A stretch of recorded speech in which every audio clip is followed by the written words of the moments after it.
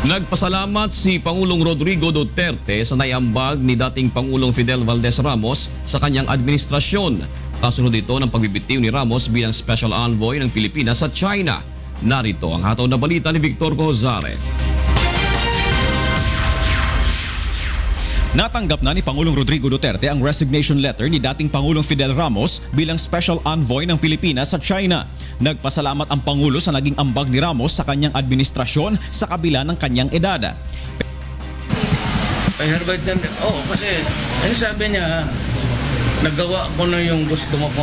Parang nagawa ko na yung gusto mong paggawa sa akin.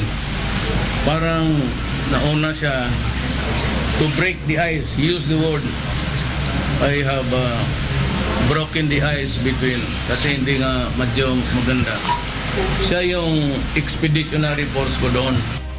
Pero aminado ang Pangulo na maaaring hindi sila nagkakasundo ni Ramos sa ilang mga issue at isa na rito ang kanyang kampanya laban sa iligal na droga kung saan marami na ang namamatay. Depensa ng Pangulo, marami ang namamatay sa ngayon dahil nagtatrabaho na ang mga pulis upang labanan ang sindikato ng droga at hindi gaya noon na pati ilang mga pulis ay kasabwat sa iligal na aktibidad.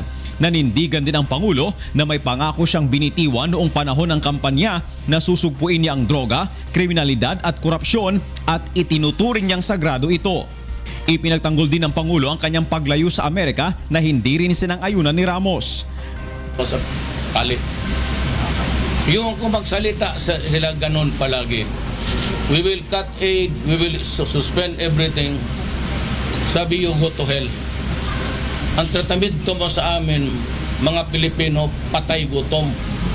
Nakinabang na nga kayo sa bayan namin, 50 years kayo na umupo dito. You lived out with the fat of the land and you have the goal to say that. Nilinaw din ng punong ehekutibo ang kanyang posisyon sa Paris Agreement on Climate Change na isa rin sa pinuna ni Ramos. Ayon sa Pangulo, isa sa nakikita niyang problema sa naturang kasunduan ay ang posibilidad na makapigil ito sa pag-unlad ng bansa. Pero pakikinggan pa rin niya ang magiging mungkahi dito ng kanyang mga advisors. Subalit ayon kay Pangulong Duterte, ang pagbibitiw ni Ramos ay hindi rin nangangahulugan na hindi na niya ito maaaring makonsulta sa ilang mahahalagang issue ng bansa. Victor Cozare, UNTV News and Rescue, Davao City.